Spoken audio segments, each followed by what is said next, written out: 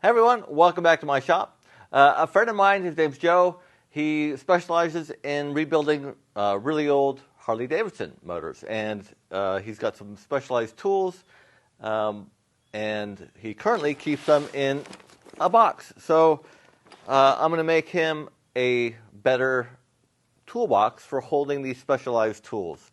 So let's go through here, figure out what we've got, and kind of come up with a plan. I'm sure I'm going to put the handle and these little ring spanners or ring wrenches into the top. That just seems to make sense. I'm not sure how I'll organize these yet. Maybe these on the bottom and a little sliding tray with these. I don't think I'm going to make a drawer. But while I ponder that, I might as well prep the material. We're going to use some white oak. I don't know if I'm going to stain it yet, but I do have some green felt to go inside the box. So, cue the wood prep montage.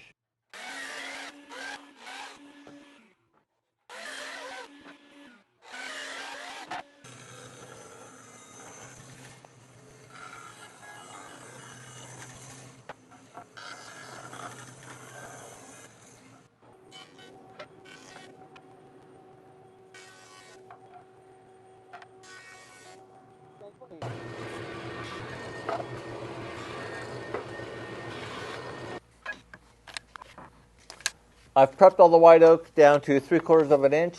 I've stickered it here. Always a good idea to let the air get all the way around the material. That way it won't cup on you overnight. The mistake I've made, though, is that this is not white oak. It is red oak. And it's material that I cut with my sawmill. You think I'd know the difference, but yeah. Anywho, I've been making some progress on this. Initially, I was going to make a box and then try to make everything fit into the box. And it occurred to me that doesn't really make sense. Make the holders for the tools and then make a box to fit the holders. So that's what I've been doing, mostly using Forstner bits and Cove bits, a little bit of stuff with the CNC, but mostly on the drill press and the router table. I didn't show much of it because it's really only relevant to these particular tools, but it can be done with whatever. But I was just making the individual pieces, and then I thought I'd just kind of spruce it up a little bit, and I'm tying everything together, or gluing everything together, with just little black walnut strips in between them. I went ahead and milled up the sides of the box yesterday. It's pretty tall, and I wanted to hide the grooves for the bottom of the box, so I'm going with the 45-degree corners, and it's quite tall. It's about 6 1/4 inches, so I'm a little unsure that I'm going to be able to make that fit nicely all the way across. The first thing I did with the sides was to put a groove in for the top and the bottom. I went slightly over a 1/2 inch groove on the bottom and the sides because I'm going to go with a 1/2 inch ply, and I used a thick ripping blade I have with square teeth so I don't have to do any cleanup on the groove. And I just kept sliding the fence over until the groove was big enough for my little test piece of ply. Next thing I did was make up a little sled to cut the 45s on my table saw. I made up the sled and used the 5-cut method to make sure that the fence was perpendicular to the blade. And if you're not familiar with the 5-cut method, look it up. It takes a little bit of math, but it's a very accurate way of making sure your fence is nice and square. I cut all the boards on one end, and then I measured my inside measurements. I have 2 different measurements because the box is slightly rectangular. And then I made a line across, transferred that to the top and the bottom, and then lined it up with the side of the sled and made my cuts. I used a stop block to get the 2 pieces the same length, and I had to do this twice because the front and sides of the box are different lengths.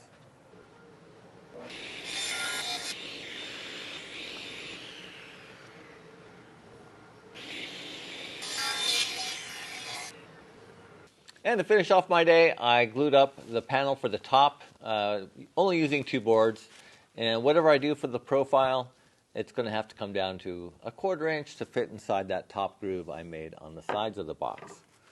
I used a bit of scrap steel I have laying around since I do a bit of welding in my shop to keep the center of the panel nice and aligned, and a couple of clamps on either end, and so that should get it nice and flat. Now that you're caught up, this morning I'm going to unclamp that panel, get it nice and squared up, do a profile for it, and hopefully by the end of the day we'll glue this box together.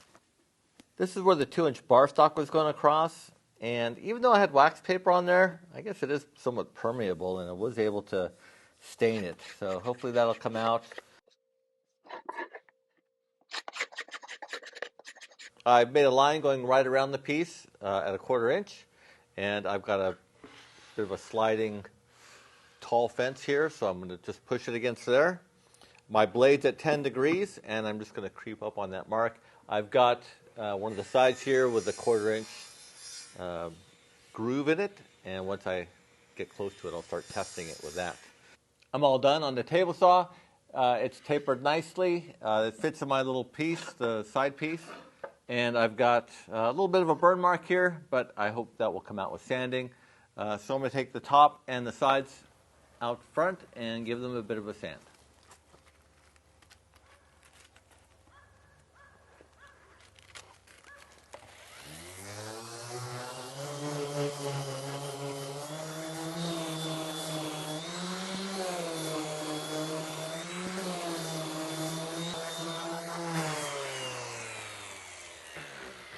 So I've got the box dry fit, and honestly it's quite hard to get the corners to line up, and that's without glue and everything sliding around. I think I also have a little bit of interference here in the corners because it's quite a tight fit, and maybe that's also a problem. So I'm going to take care of this first, and then I'll give it a whirl to dry fit it. But my dimensions seem to be a little bit long, so I'm just going to take it down a little bit.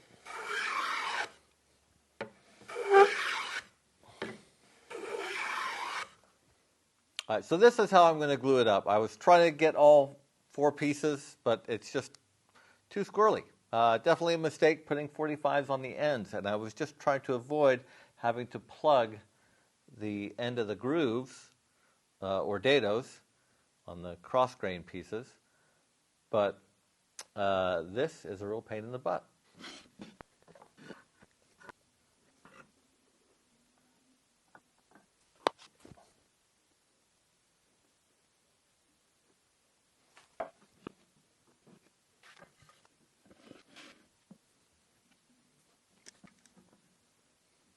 I'm just going to let this sit for 30 minutes, and then I'll come back and I'll just slide the top out a little bit.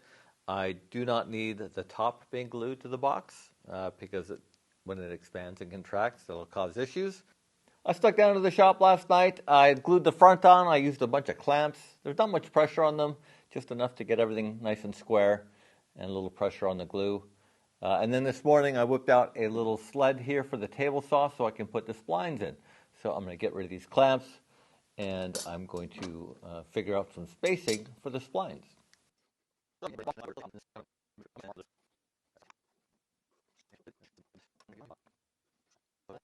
After lots of indecision, I finally decided what I'm going to do. I put my marks on here, and then I transferred it over to a little piece here, and I will use this to center up the blade where I want the curves to be because I won't be able to see it through the box. So to the table saw. I've got my little legend, and I'm just lining that up with a kerf, and then I've got just a piece of stock here, and I'm just clamping it. That'll be my stop block. So I'll get that even all the way around, I hope.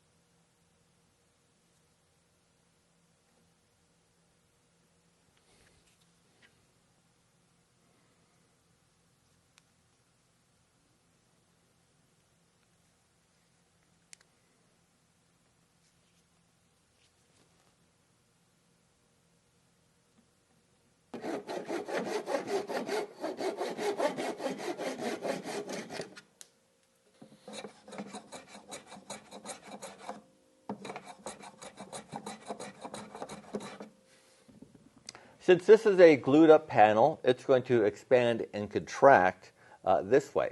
As I put a pin in the middle on the top and bottom here, and that will keep it from rattling around every time you close the box. Speaking of brass hardware, I need to go pick some up. But before I go, I did take it outside and sand it this morning, and I have some gaps in my splines between the spline and the wood. And there's just one bad one here and a couple other small ones. So I have some water-based filler here. I'm going to mix that up and just shove it in there with a popsicle stick and let that dry while I'm gone. I've sanded back that filler, and it worked just as I wanted it to. I took care of those little gaps, but I'm now at the table saw, and I want to split the box in two, so I have my lid and the remainder of the box. I've got everything lined up. I'm going to go through 3 sides, and then I'm going to lower the blade so I barely just leave a little bit of the wood left, and then I will use a handsaw to cut it apart. I'm just a little worried about that last second going through the saw. I've come a long way to screw up now.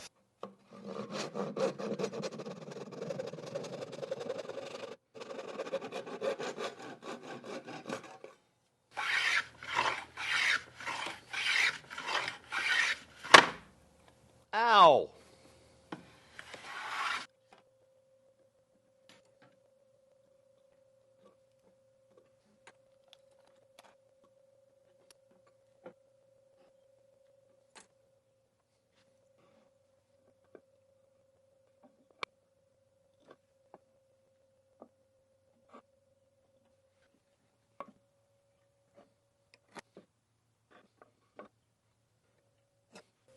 I measured the thickness of my hinge, and I split that in half, and I've got my palm router set up so that it's going to cut half the height of my hinge into the box.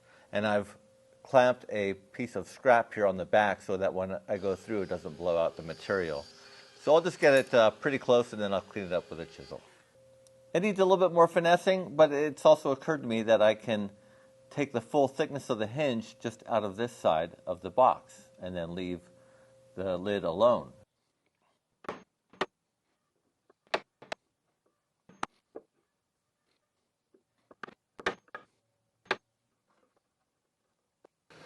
So for the handle, I just grooved a piece of walnut and put some magnets in it. And it holds it quite nicely. And it just pops out easily. I don't think I needed the brass screws, but I think it just ties in nicely with the brass hinges and the little brass pins on the side to keep the top from rattling around in there.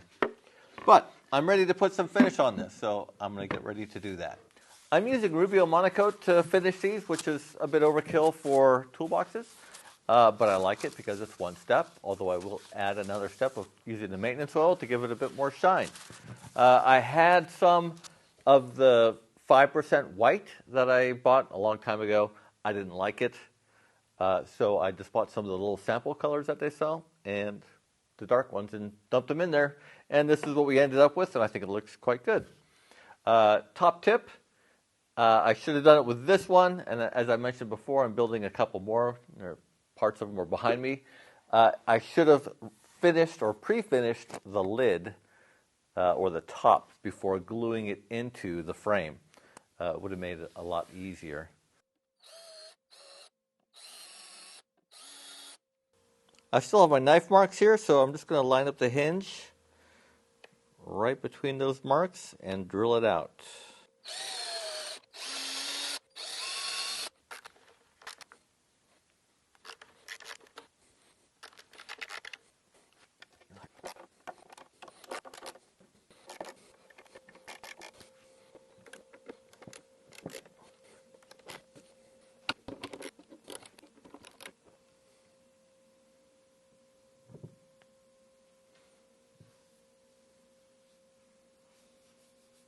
Wow.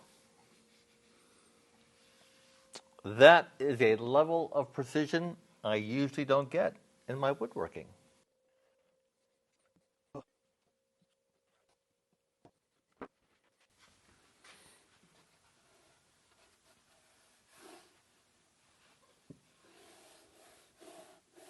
To glue my felt down, I am going to use hide glue. I've never used it before, but the reason why is because it is reversible. You can just soak it in hot water or water, and you're supposed to be able to peel it back up. I don't think it's really going to ever wear out for the application, but who knows?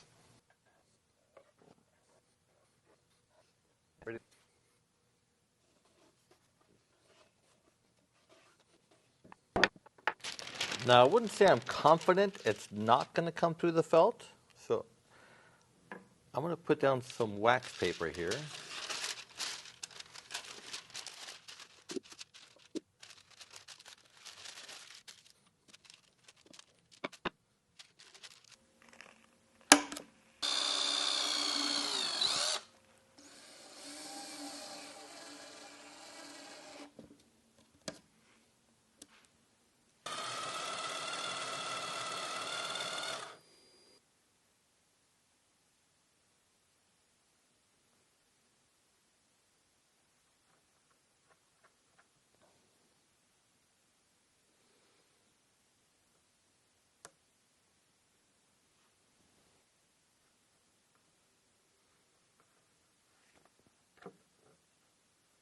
Took a while to get here, but they're finally finished, and I think they look good.